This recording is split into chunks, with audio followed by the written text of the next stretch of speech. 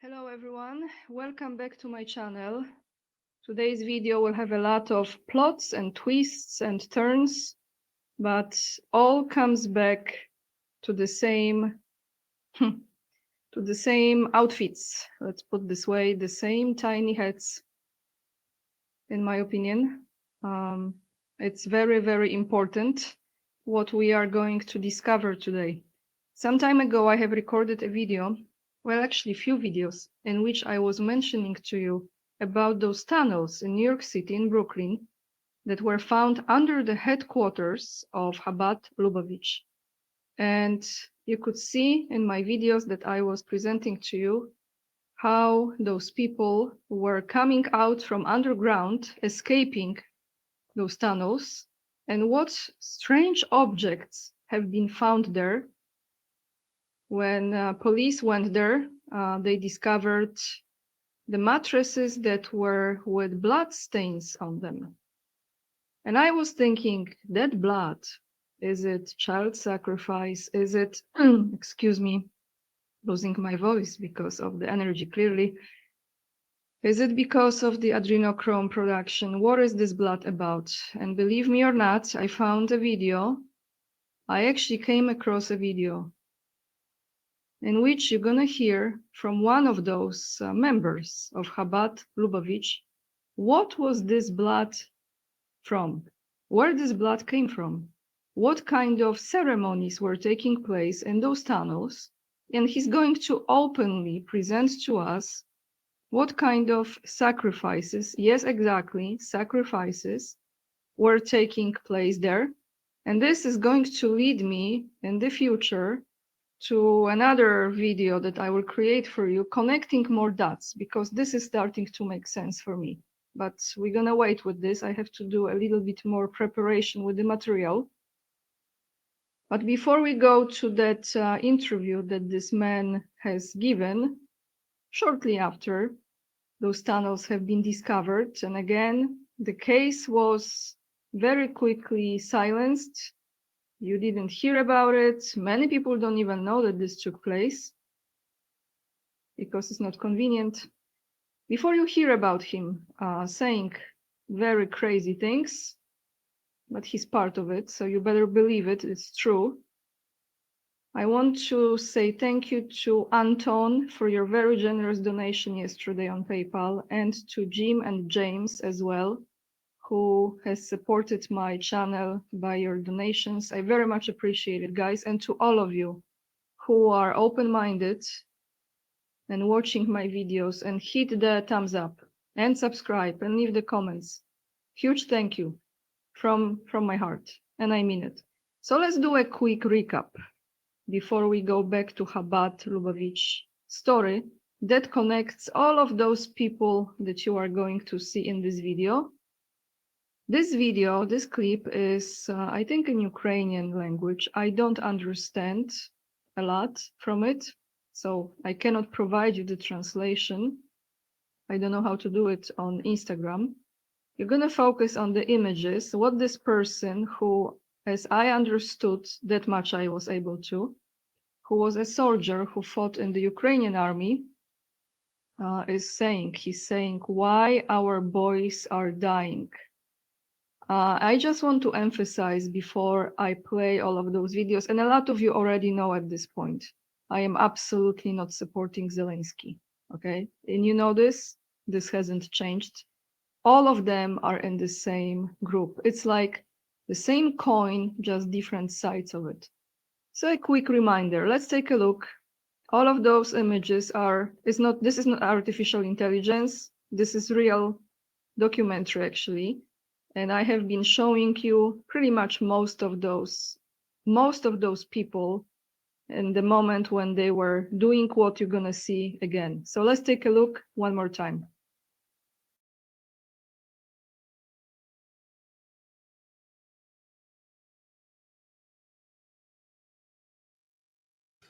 Чи хлопці воюють за Україну, за державу, але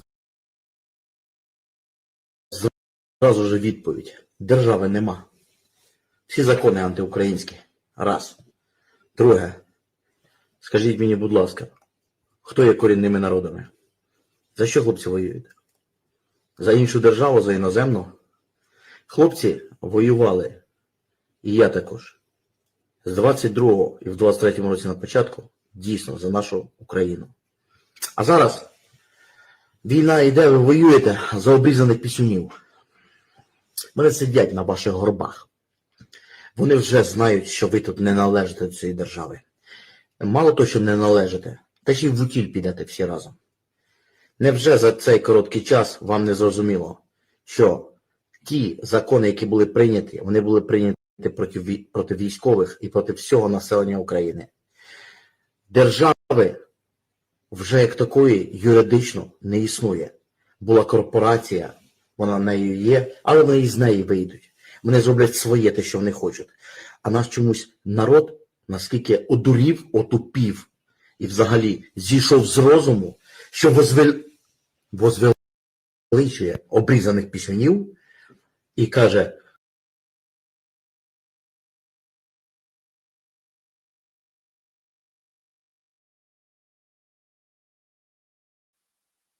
All right, so that was just a reminder to those of you. I think I have few viewers from Ukraine who understand what that man has said.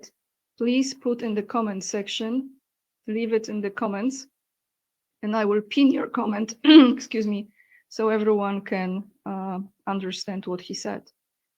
So now, guys, he was talking about why our boys are dying, right? I want to say this, to me, doesn't matter what is the nationality. Russians are dying too, right?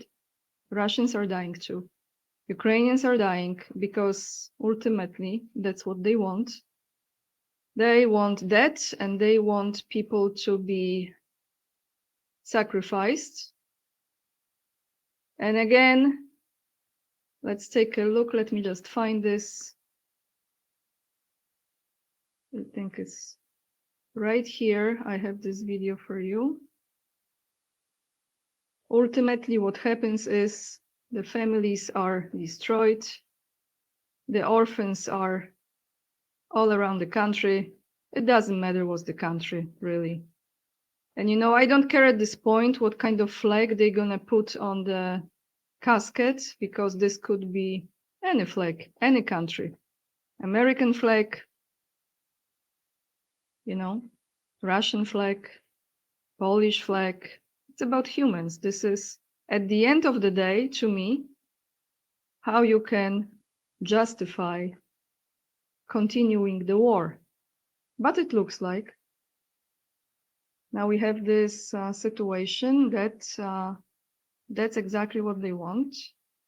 They want to continue, because that's how they like to do the resets. They like to do those resets when the economy is sinking, when they turn those industries into military industry, when they focus their economy into military economy. So they have to do something, right? So here is Putin. This is from yesterday, I think, after the meeting he had with Witkoff and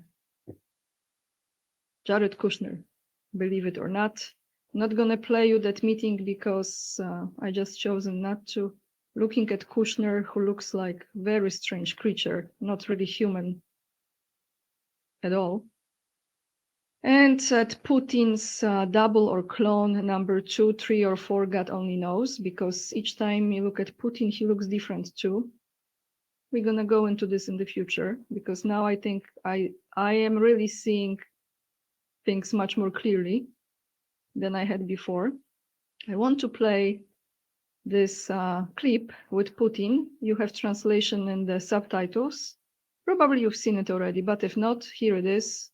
He makes a statement, and I will give you my opinion after he makes the statement.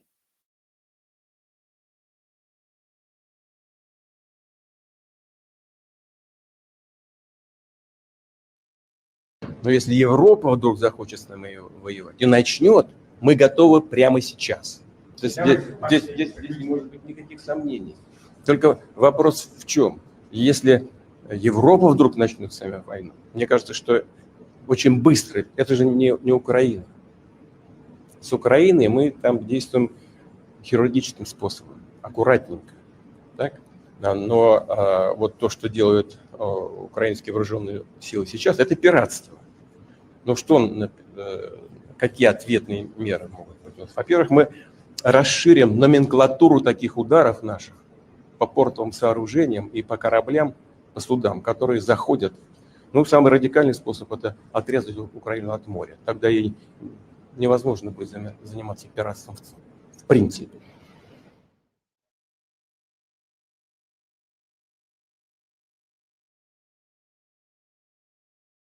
All right, so let's be clear here.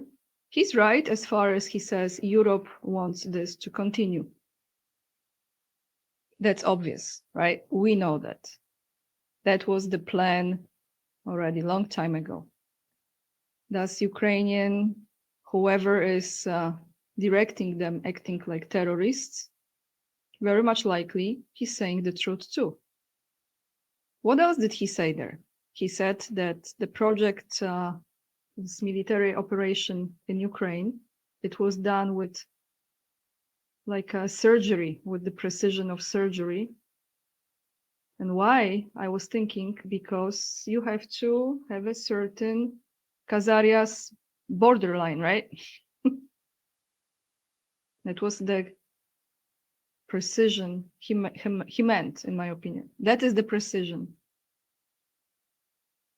It has to be precisely done as the map shown. My opinion only, but I am not afraid anymore to express it, even though I know many people completely don't see that side of it. Then he says it will be much quicker with Europe. I agree. So what is the big picture here, in my opinion? Let me just tell you very quickly also. They will keep on playing this game, the good side, the bad side. Again, the orders, the directives, even if you think that Putin is acting on his own, we know Zelensky is not acting on his own. The bigger vision is to create the great new Israel and new Khazaria, all right? People have to be killed. People have to leave their homes. They have to make space for the newcomers or old comers, however they decide to justify that, because it was their land. In the meantime, this is also part of the plan of those Chabad, Lubavitch, and others. Europe has to be destroyed. I'm just reminding this to you. There are certain steps in order to take place. You have to create the space, new border lines. You have to destroy Europe in many ways, but one of those ways that they mention is by using Islam, right? Which is perfect in this scenario. And why is that? You are having a military conflict. Those people who live in those countries, young men of military age, they go to fight. I'm just giving you the scenario. Doesn't mean it's going to happen, right? But I'm just giving you their plan. So who remains in those countries when you kill those, real people who come from those countries, right? The natives. Who remains there? Those illegal immigrants, right? So mostly, from what we see, as far as the numbers goes, the Muslims. And I'm just saying this, not every Muslim is a bad person. Please don't, I'm talking about those who they keep on coming on those boats, okay? So they remain there.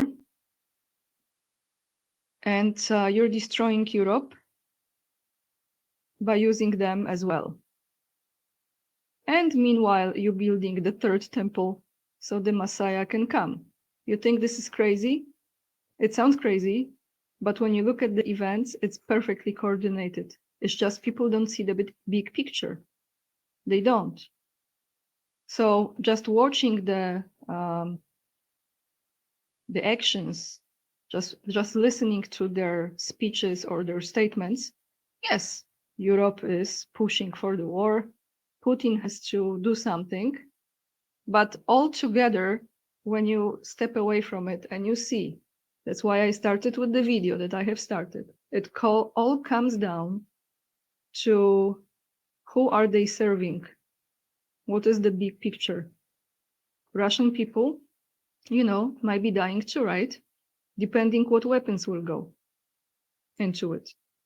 So now, where shall I take you, everyone? Since we kind of know, those of you who are aware what's going on, I should take you maybe to this interview. What kind of sacrifices are there? They were there in those tunnels. Why the blood was on the mattress? This will explain a lot to many of you who are aware of those things. I know some of you are not yet. I'm going to play it first, and then we go to Bulgaria, and I'm going to read you an email someone sent me. Someone from Bulgaria has sent me this email. Thank you so much. I'm not going to say your name. I'm not going to show you the email either. And then we're going to go to a video also from Bulgaria that this person sent regarding certain nationality that's supposed to move to Bulgaria as well, because, the Great New Israel or Khazaria, very vast state indeed. So let's take a listen to this creep describing what kind of ceremonies were taking place. And this is normal for them, guys. This is normal for them. That's what they were doing in those tunnels. So if they were doing there, they can do it anywhere. It just happened to be those tunnels have been discovered in Brooklyn under the headquarters. I just want to say, in Russia, of course, in Poland, we have it too. And those of you who think that I support what Polish government is doing, we don't have Polish government. We have Polish-speaking government. Like there are English-speaking governments, French-speaking governments. They are not really for the people, and you know it. I don't trust any government. But about Lubavitch, you're thinking it's not even in China, right? You think they are not in China? You would be surprised. You can go to the official website, but I've chosen just to look it up. Chabad Lubavitch has established a presence in several cities across China, providing a range of services to local Jewish communities, business people, and travelers. These centers, often called Chabad houses, function as community hubs offering religious services, kosher food, and educational programs. So here they are, the centers. Beijing, established in August 2001. Chabad Lubavitch of Beijing serves as a central hub for the capital city of Jewish life. Shanghai provides comprehensive community services in one of China's largest cities, Guangzhou, Shenzhen, Chengdu, Foshan, if I mispronounce, sorry, Hong Kong and Kowloon, Yiwu, and Wuhan. Oh, we know Wuhan, right? The laboratories in Wuhan. This is nice. Chabad centers are also present in other cities like Yiwu and Wuhan to serve the Jewish communities there. So I ask a question, how many centers? As of 2024, early 2025, Chabad Lubavitch has 9 operational centers across various cities in China, including the special administrative regions of Hong Kong and Kowloon. So you have the names here, 9 centers. When I was looking this up, guys, I think there are only 2 countries in the world at this point that don't have the centers of Chabad Lubavitch. Now, what country do you think? Cuba and North Korea. Yeah, only those 2. Interesting, isn't it? Because Russia has plenty. So this is the Chabad, one of the members of this Chabad. Let's always remember what they did on those mattresses, guys. So let's take a listen.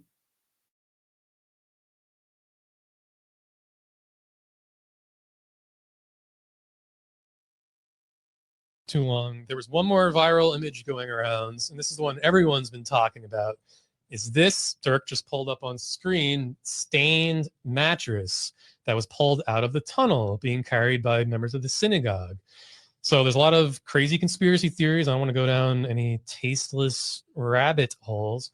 But David, if you could explain, why was there a mattress in the tunnels and what is the stain? A lot of folks are wondering, is this stain feces? No, it's not feces. What The is stain is blood, and basically Oh, all right, well. we did rituals. I said that before. There were some rituals that we do in the tunnels, and sometimes the rituals might involve someone who recently died, and we'll bring them down there, and we're trying to do a ritual to bring back the Messiah, which is a Schneerson, if you heard about him on the news.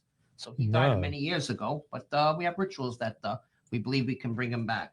And so So how do these might- rituals Was work? that the main guy who was sort of instructing on the tunnels? well, that was a long time. He's like the head. He's the head rabbi, and he's Right. the guy that we look for direction.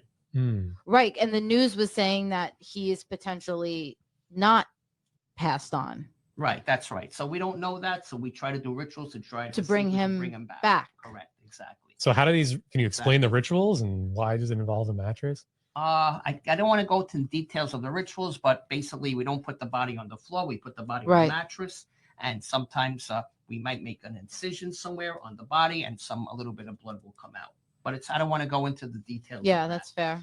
Well, you mentioned when we talked on the phone that you brought a book with you. Yes. Is this, Yes, this is the type of book I bought, and this is the type of book that describes different types of rituals and things of that nature. so how does that, like, can you explain the book? Well, it's too detailed to go through the book. It's a Hmm. detailed book, but I suggest if you have a chance and you want to get the book, you Yeah. can read it. The book of living and dying. Yes, the Tibetan book of living and dying. So where did you guys learn? You guys use this for the rituals? We Is this use- an ancient wait, Judaism thing? No, or- we use some different books, and this is one of the books. Hmm. So how did you like learn of this though? Again, through other members. Okay. And you don't want to get into the ritual at all? Like, so you're laying someone who are these bodies that you're putting on the mattress? Now, these are basically members of the synagogue who recently passed away. Oh, And so they're dead. Right, they're already dead. Oh. You missed that part, Tony? I didn't know if there were people sacrificing their lives or No, something. they're not sacrificing them. They died of natural causes or whatever. Oh, And before you bury them in a cemetery, you basically bring them down into the tunnel. for a ritual. That's it. It's more like it's not something spoken about, okay? But you can understand, just like other religions or something. When someone dies, they might keep the body in a house for a Yeah, couple you of can days. do that. Hmm. Yeah. Same idea. So it would be no different than some other religion keeping a dead body in a house for a couple of days. They all have different rituals. Well, yeah. So the incision you mentioned, can you describe what's that? The purpose of that? Well, like I just said before, it's just a ritual, and the Mhm. incision is just part of the ritual, and hoping to bring back the Messiah.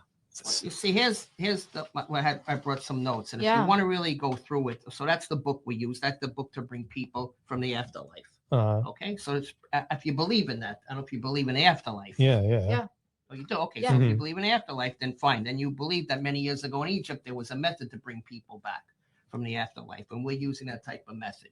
Okay, and the thing is, like, what do you call the ritual itself? Okay, is basically what we believe in is to bring that individual back, and we might read some verses from the book. I'm speaking to you in general. Right. Okay, Yeah, I'm absolutely. not giving it to you exactly, but those are some of the notes I have. We said every person that dies in a ritual, we try to bring him back, the Messiah. Hmm. Okay, we know the body is soulless. We know it's, and so you Once they die, basically- yeah. right. Do you so shroud the body? do we shroud the body, like cover them up? Yeah. We'll cover them up, bringing it like yes, but won't be covered up entirely. Fully. Oh, hmm. Correct, exactly. So that's it. So the blood, like I said, see in my notes here, so the blood's from the incision made in a mattress, and we Hmm. hope that the Messiah spirit will come into that. That's what we hope for. Okay, we believe, like you said, you even brought it up, and you know that Wow. Schneerson was the Messiah, and we believe in him. He died many years ago, but you said he might be alive, which is possible. And if he's dead, we try to bring him back. If he's alive, let it be. So Dirk pulled up here on screen a wiki article kind of explaining how a sect of Judaism of the synagogue you go to, they actually believe Schneerson did not die, quote.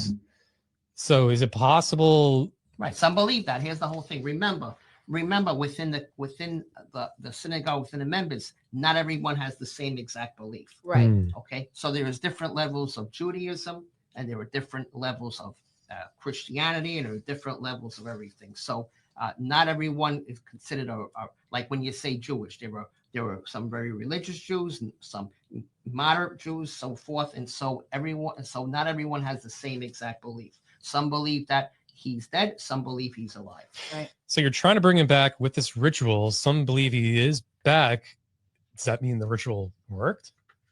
For those that believe that he came back, then it worked for them. Wow. Yeah. For those that didn't believe, it didn't work for them. Well, that's pretty amazing then. So you guys might have brought back the Messiah on earth. He's living, the Messiah? Anything is a possibility.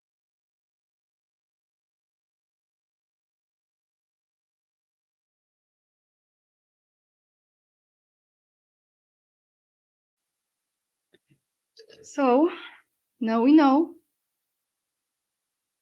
I was listening to him. I was thinking, I wonder if they also perform some necrophilia. I'm not going to explain to you what necrophilia is. Just look it up. But who is that Schneerson? Let me remind you again. Who is that Schneerson? Rabbe, I showed you so many times. You see the picture here, the portrait? Schneerson, okay? They call him Messiah. Again, this particular moment is the Jewish Museum and Tolerance Center that Putin is opening. This is the rabbi from this movement, Rabbi Lazar, who is designated for Russia region. Very close relationship to Putin. I'm just showing you this side of Putin that probably no one will show you. And it's not just Putin that is close to this movement. You saw many other leaders I showed you already. So that ceremonies that they are doing, this is something that is going to take me on another research. That's why I don't want to talk about this book that he was mentioning. I will look into this book because now I see much bigger picture, and this is as crazy as you can only imagine. We're gonna go into it in the future, so just stay tuned for the videos to come. But that's what they were doing allegedly. I wouldn't be surprised that children were there as well, but let's just buy his story that only dead corpse, only dead bodies were there. And they want to bring the spirit, and for that they need the dead body. This is so satanic and so demonic. So how can you ban Satanism in the country and allow people of this movement, of this satanic cult to be present? What else do you need? So now let's move to Argentina for a moment, because, Javier Milei, very much close to them. He cries at the wall. He's very emotional. He sings those songs. They sing. So let's take a listen what's going on between Israel and Argentina now. And yes, many of you leave the comments, Patagonia. Yeah, I know. I've read information about it as well, that in the region of Argentina and Patagonia, there is a big number of them residing there. So let's take a look at this video.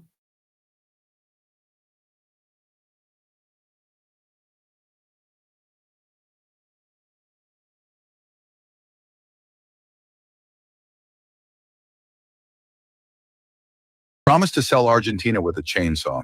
He just started with the lithium, the water, and the borders. President Javier Milei and Israeli Foreign Minister Gideon Saar formally launched the Isaac Accords, a new diplomatic initiative explicitly modeled on the Abraham Accords, designed to create a pro-Israel bloc in Latin America. Argentina offers long-term access to one of the world's largest lithium reserves and strategic water infrastructure under royalty rates and investment conditions repeatedly criticized by economists and opposition figures as far below regional market value. In exchange, the first partner nations, Uruguay, Panama, and Costa Rica, are expected to move their embassies to Jerusalem, adopt Israel's terrorist designations, and reversing long-standing pro-Palestinian positions at the United Nations. This launch occurs while the rest of the region moves decisively the other way. Colombia and Bolivia have severed diplomatic ties with Israel. Brazil has formally joined South Africa's genocide case against Israel at the International Court of Justice. Public opinion across Latin America overwhelmingly condemns the war in Gaza. Security cooperation along the Triple Frontier and technology partnerships in lithium and water are among the first concrete areas, building on existing Israeli corporate footholds in Argentina. The Isaac Accords are presented as partnership. They are in practice a structured exchange, strategic resources and diplomatic sovereignty for technology and political alignment. He promised to sell Argentina. So that's what's up in South America. Isaac Accords. Costa Rica. Things are changing. Isn't it sad, guys? It's so sad. The longer we look, the more we see, huh? Now let's go to Bulgaria for a moment. Let me find the right video. There have been protests taking place. Here it says over 225,000. Some sources said 50,000. I don't know the exact number, but it looks like the protests were huge. And they probably achieved something. But how interesting is this? Because I just received an email from one of you. Now let me read you this email. What is this about? In this email, I'm not gonna share the screen. I'm just gonna read it to keep the privacy of this person. So stay with me. Let's take a listen to this email. Dear Anya, I am writing to you in connection to a very interesting information that I came across. This could add some details to the research that you have been doing about the Great Israel lands that are to be situated on the Ukraine territory. This could turn out to be a much bigger Zionist project, and judging by the way how the project is being implemented, might not just be something far in a distant future. I attach below the video and the TV channel Eurocom. I'm going to play that video in a second. I saw a video from TV channel Eurocom I saw a couple of days ago. Eurocom is among the couple of channels that are relatively independent. The guest is Mr. Jordan, if I mispronounce, apologies, Wieliczkov, associate professor in international relations and former diplomat. He said and here is the time of this video, of the interview, that during his visit in Bulgaria in 1999, the president of the US, Bill Clinton, in his talks with the Bulgarian president, Peter Stoyanov, asked if the country could accommodate some 200 to 300,000 Israelis to live in Bulgaria, because Bulgaria is considered to be a part of the ancestral Jewish lands. The conversations were not public, and it is not known what the answer was, but I can hardly imagine that our leaders, with their servants' mentality, would refuse to do whatever the big brother asks them. Mr. Wieliczkov mentioned also that he has information from his colleagues that in the Israeli universities, the students are being taught about territories that belong to Israel as a part of its ancestral lands. Mr. Wieliczkov goes on further that he has information that airplanes with Israelis are landing at Sofia airport, but it is not clear what happens after this and where they go. The hosting journalist, Mr. Nikolai Koryev, was very surprised and said that such information has not ever been mentioned in Bulgaria, and he promises to follow the issue, but I doubt that he would. By the way, it might be a coincidence, but I was in a shopping mall in Sofia a week ago, which is very rare for me, and I heard a group of 4 to 5 people speaking Hebrew in the CCC shoe shop. We have it in Poland as well, this store. It is indeed unusual to see a group of Israelis in the city, as they visit Bulgaria normally in the summer and they go to some beach resort with secured private areas. There was an Islamic terrorist attack on a group of Israeli tourists at the Burgas airport in the summer of 2012, where 5 Israelis were killed, and they have become more cautious in Bulgaria, though there are no anti-Semitic attitudes to them in the country. So here is the link, and I'm going to play this video now, and I will be reading the translation for you guys. Thank you so much. I'm not going to say your name for emailing this to me. I appreciate it. So now let's take a look at this video and see what this diplomat said. One moment, let me find it right here. The subtitles are very small, and I know a lot of you prefer when I'm reading this. So if the translation is not always accurate, just keep in mind this is auto translation from YouTube, okay? So let's take a listen. The journalist asked, I read something in your materials that I don't remember being commented on during Bill Clinton's visit to Bulgaria. When meeting with President Stoyanov, he requested that 200,000 to 300,000 Jews be settled here in Bulgaria, because according to them, Bulgaria is part of the ancestral Jewish lands. And this person, this diplomat, answers, look, I have data like this for a long time from my colleagues. Yes, fellow, I think journalists, I think he wants, or Arabists who have worked in this region. From them, I know that for a long time now, Israeli universities have been teaching that there are tribes here which claim that there are many ancestral lands of theirs, one of which is Bulgaria. You know, they say this about Poland too, like Poland is their land, okay? So let's just focus on Bulgaria now for this moment. Now, it's not being said, we never did, this has never been commented on before. I haven't heard from anyone, never here, but I'm telling you from the Dnievska Spring, there are colleagues I can't help but trust. So he trusts those people. Yes, now this is a meeting that was held here in private. So he's talking about that meeting between Clinton and President of Bulgaria in 1999. And I knew much earlier because Petrano had shared it with a personal great friend of mine, and I knew. But a few months ago, it also came out in the press, yes, that there was such a request, that we will be ready to accept 200 to 300,000 in case of need.